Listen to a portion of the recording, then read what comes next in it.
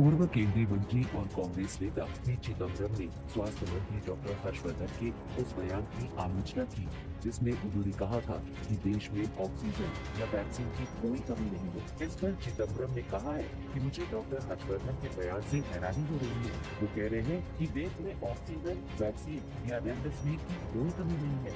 UP के मुख्यमंत्री कह रहे हैं कि प्रदेश में वैक्सीन की कोई कमी नहीं है। चिदम्बरम ने आगे पूछा कि अगर ऐसा है तो क्या टीवी पर झूठे वीडियो दिखाए जा रहे हैं? अखबारों की खबरें गलत हैं? क्या सभी डॉक्टर झूठ बोल रहे हैं? क्या परिवार के सभी सदस्य गलत बयान दे रहे हैं? क्या सभी तस्वीरें और वीडियो नकली है? इसके अलावा पूर्व वित्त मंत्री पी चिदम्बरम ने एक बेहद ही आपत्तिजनक बयान भी दिया है। उन्होंने आगे लिखा कि ऐसे में लोगों को ऐसी सरकार के खिलाफ विद्रोह कर देना चाहिए जो ये मानकर चल रही है कि भारत के सभी लोग मूर्ख हैं।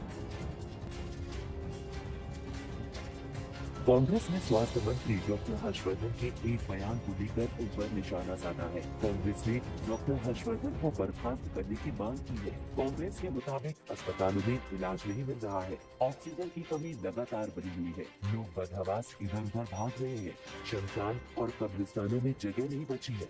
इन सब के बावजूद स्वास्थ्य मंत्री कह रहे हैं कि हालात पिछले साल से बेहतर है। कांग्रेस ने आरोप लगाया है कि स्वास्थ्य मंत्री मानवता का मूल धर्म भूल चुके हैं। कांग्रेस ने कहा है कि स्वास्थ्य मंत्री में नैतिकता तो बची ही नहीं है, इसलिए वो इस्तीफा तो देंगे नहीं, उन्हें बर्खास्त कर देना चाहिए। हमारे स्वास्थ्य मंत्री कहते हैं कि पिछले साल के मुकाबले इस साल स्थिति ज्यादा बेहतर है। मैं पूरे सम्मान के साथ कहती हूँ उनके सर पर लगता है बड़ा गहरी चोट लग गई है, और अगर गहरी चोट नहीं लगी है तो वो मानवता का मूल धर्म, मूल मंत्र भी भूल चुके हैं, और इनके अंदर तो नैतिकता है नहीं कि इस्तीफा दे दे। इसलिए हम मांग करते हैं कि इनको तुरंत बर्खास्त करना चाहिए। वैक्सीनेशन के तीसरे चरण के अभियान से पहले ही कुछ राज्यों ने 1 मई से वैक्सीनेशन चालू करने में अपनी असमर्थता जताई है। महाराष्ट्र, राजस्थान, छत्तीसगढ़, पंजाब जैसे राज्यों ने वैक्सीन की कमी का हवाला दिया है। महाराष्ट्र के स्वास्थ्य मंत्री राजेश टोपे के मुताबिक यदि 6 महीने में वैक्सीनेशन कार्यक्रम पूरा करना है तो 2 करोड़ टीकाकरण हर महीने किया जाना जरूरी होगा।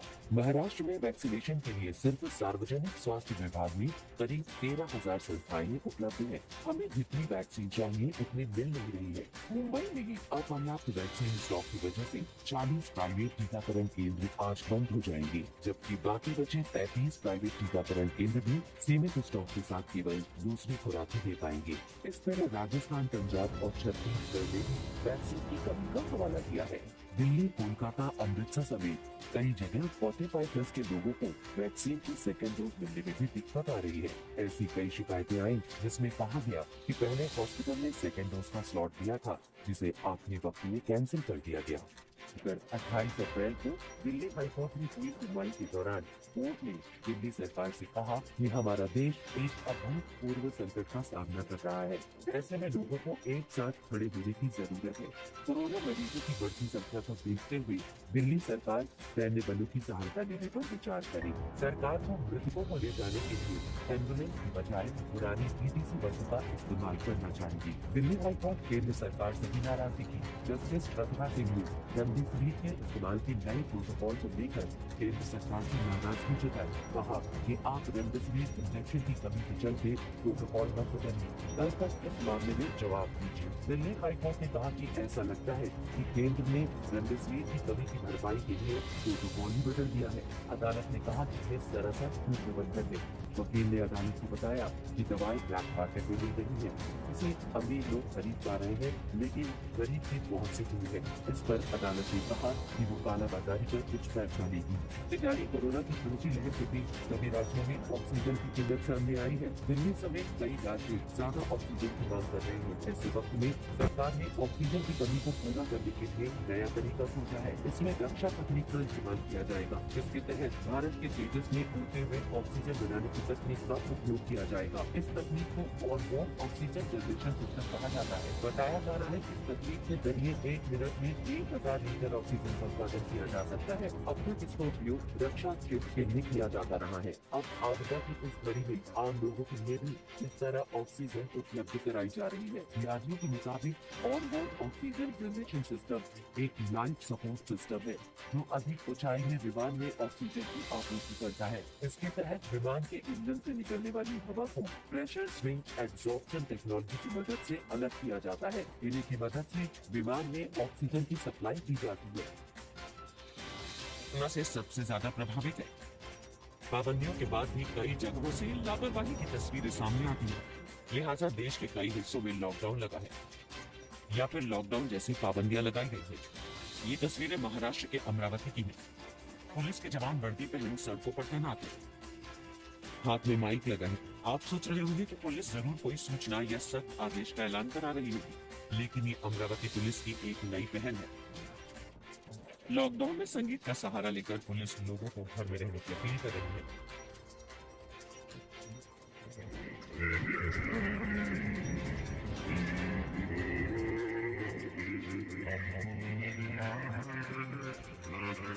वर्दी में ये जवान सख्ती के बजाय मनोरंजन के साथ सरल तरीके से लोगों को समझा रहे हैं कि लॉकडाउन के दौरान वो घर में रहें ताकि कोरोना को हराया जा सके।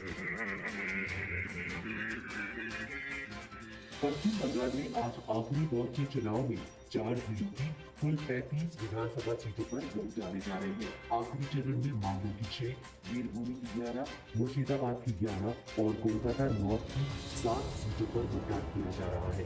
आखिरी चरण के लिए 84 लाख से ज्यादा मतदाता अपने मताधिकार आज इस्तेमाल करने वाले हैं।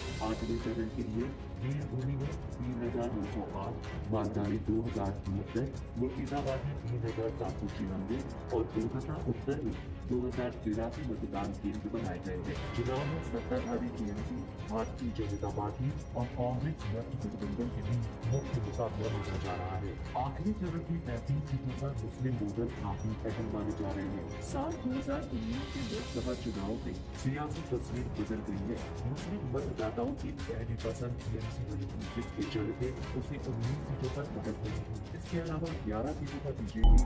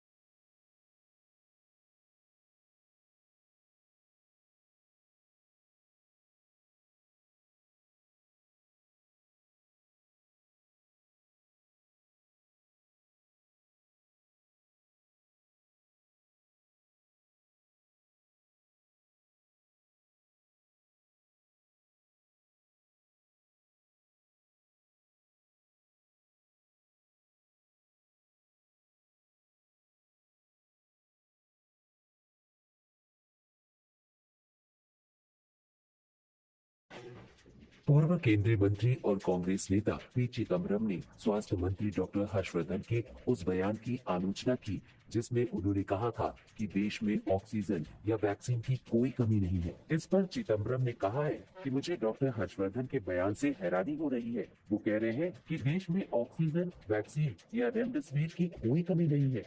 यूपी के मुख्यमंत्री कह रहे हैं कि प्रदेश में वैक्सीन की कोई कमी नहीं है। चिदम्बरम ने आगे पूछा कि अगर ऐसा है तो क्या टीवी पर झूठे वीडियो दिखाए जा रहे हैं? अखबारों की खबरें गलत हैं? क्या सभी डॉक्टर झूठ बोल रहे हैं? क्या परिवार के सभी सदस्य गलत बयान दे रहे हैं? क्या सभी तस्वीरें और वीडियो नकली है? इसके अलावा पूर्व वित्त मंत्री पी चिदम्बरम ने एक बेहद ही आपत्तिजनक बयान भी दिया है। उन्होंने आगे लिखा कि ऐसे में लोगों को ऐसी सरकार के खिलाफ विद्रोह कर देना चाहिए जो ये मानकर चल रही है कि भारत के सभी लोग मूर्ख। कांग्रेस ने स्वास्थ्य मंत्री डॉक्टर हर्षवर्धन के एक बयान को लेकर उन पर निशाना साधा है। कांग्रेस ने डॉक्टर हर्षवर्धन को बर्खास्त करने की मांग की है। कांग्रेस के मुताबिक अस्पतालों में इलाज नहीं मिल रहा है, ऑक्सीजन की कमी लगातार बनी हुई है, लोग बदहवास इधर उधर भाग रहे हैं, शमशान और कब्रिस्तानों में जगह नहीं बची है। इन सब के बावजूद स्वास्थ्य मंत्री कह रहे हैं कि हालात पिछले साल से बेहतर है। कांग्रेस ने आरोप लगाया है कि स्वास्थ्य मंत्री मानवता का मूल धर्म भूल चुके हैं। कांग्रेस ने कहा है कि स्वास्थ्य मंत्री में नैतिकता तो बची ही नहीं है, इसलिए वो इस्तीफा तो देंगे नहीं, उन्हें बर्खास्त कर देना चाहिए। हमारे स्वास्थ्य मंत्री कहते हैं कि पिछले साल के मुकाबले इस साल स्थिति ज्यादा बेहतर है। मैं पूरे सम्मान के साथ कहते हैं उनके सर पर लगता है बड़ा गहरी चोट लग गई, और अगर गहरी चोट नहीं लगी है तो वो मानवता का मूल धर्म, मूल मंत्र भी भूल चुके हैं, और इनके अंदर तो नैतिकता है नहीं। वैक्सीनेशन के तीसरे चरण के अभियान से पहले ही कुछ राज्यों ने 1 मई से वैक्सीनेशन चालू करने में अपनी असमर्थता जताई है। महाराष्ट्र, राजस्थान, छत्तीसगढ़, पंजाब जैसे राज्यों ने वैक्सीन की कमी का हवाला दिया है। महाराष्ट्र स्वास्थ्य मंत्री राजेश टोपे के मुताबिक यदि 6 महीने में वैक्सीनेशन कार्यक्रम पूरा करना है तो 2 करोड़ टीकाकरण हर महीने किया जाना जरूरी होगा।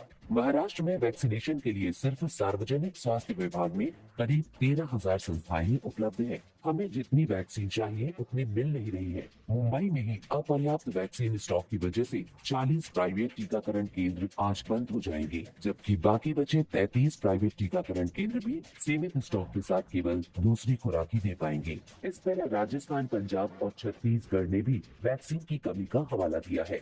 दिल्ली, कोलकाता, अमृतसर समेत कई जगह गया था जिसे आखिरी वक्त में कैंसिल कर दिया गया। जिले में कोरोना के हालात पर बुधवार को भी हाईकोर्ट में सुनवाई। 1 मिनट में अपडेट। कोरोना संकट को लेकर 28 अप्रैल को दिल्ली हाईकोर्ट में हुई सुनवाई के दौरान कोर्ट ने दिल्ली सरकार से कहा कि हमारा देश एक अभूतपूर्व संकट का सामना कर रहा है। ऐसे में लोगों को एक साथ खड़े होने की जरूरत है। कोरोना मरीजों की बढ़ती संख्या को देखते हुए दिल्ली सरकार सैन्य बलों की सहायता लेने पर विचार करी। सरकार को मृतकों को ले जाने के लिए एम्बुलेंस की बजाय पुरानी डीटीसी बसों का इस्तेमाल करना चाहिए। दिल्ली हाईकोर्ट केंद्र सरकार से भी नाराज दिखी। जस्टिस प्रतिभा सिंह ने रेमडेसिविर के इस्तेमाल के नए प्रोटोकॉल को लेकर केंद्र सरकार से नाराजगी जताई। कहा कि आप रेमडेसिविर इंजेक्शन की कमी के चलते प्रोटोकॉल मत बदलिए, कल तक इस मामले में जवाब दीजिए। दिल्ली हाईकोर्ट ने कहा कि ऐसा लगता है कि केंद्र ने रेमडेसिविर की कमी की भरपाई लेकिन गरीब की पहुंच से दूर है। इस पर अदालत ने कहा कि वो कालाबाजारी पर कुछ फैसला लेगी। डीआरडीओ ने तेजस तकनीक से ऑक्सीजन का उत्पादन शुरू कर दिया है। देश में जारी कोरोना की दूसरी लहर के बीच सभी राज्यों में ऑक्सीजन की किल्लत सामने आई है। दिल्ली समेत कई राज्य ज्यादा ऑक्सीजन की मांग कर रहे हैं। ऐसे वक्त में सरकार ने ऑक्सीजन की कमी को पूरा करने के लिए नया तरीका खोजा है। इसमें रक्षा तकनीक का इस्तेमाल किया जाएगा, जिसके तहत भारत के तेजस में उड़ते हुए ऑक्सीजन बनाने की तकनीक का उपयोग किया जाएगा। इस तकनीक को on board oxygen generation system कहा जाता है। बताया जा रहा है कि इस तकनीक के जरिए 1 मिनट में 1000 लीटर ऑक्सीजन का उत्पादन किया जा सकता है। अब तक इसका उपयोग रक्षा क्षेत्र के लिए किया जाता रहा है। अब आपदा की इस घड़ी में आम लोगों के लिए भी इस तरह ऑक्सीजन उपलब्ध कराई जा रही है। डीआरडीओ के मुताबिक on board oxygen generation system एक लाइफ सपोर्ट सिस्टम है जो अधिक ऊंचाई में विमान में किया जाता है। इन्हीं की मदद से विमान में ऑक्सीजन की सप्लाई की जाती है। कोरोना काल में महाराष्ट्र के अमरावती में पुलिस के बिल्कुल नई पहल शुरू की गई है। महाराष्ट्र कोरोना से सबसे ज्यादा प्रभावित है। पाबंदियों के बाद भी कई जगहों से लापरवाही की तस्वीरें सामने आती हैं। लिहाजा देश के कई हिस्सों में लॉकडाउन लगा है या फिर लॉकडाउन जैसी पाबंदियां लगाई गई हैं। ये तस्वीरें महाराष्ट्र के अमरावती की है। पुलिस के जवान वर्दी पहन सड़कों पर तैनात हैं। हाथ में माइक लगा है। आप सोच रहे होंगे कि पुलिस जरूर कोई सूचना या सख्त आदेश का ऐलान करा रही होगी, लेकिन ये अमरावती पुलिस की एक नई पहल है। लॉकडाउन में संगीत का सहारा लेकर पुलिस लोगों को घर में रहने की अपील कर रही है।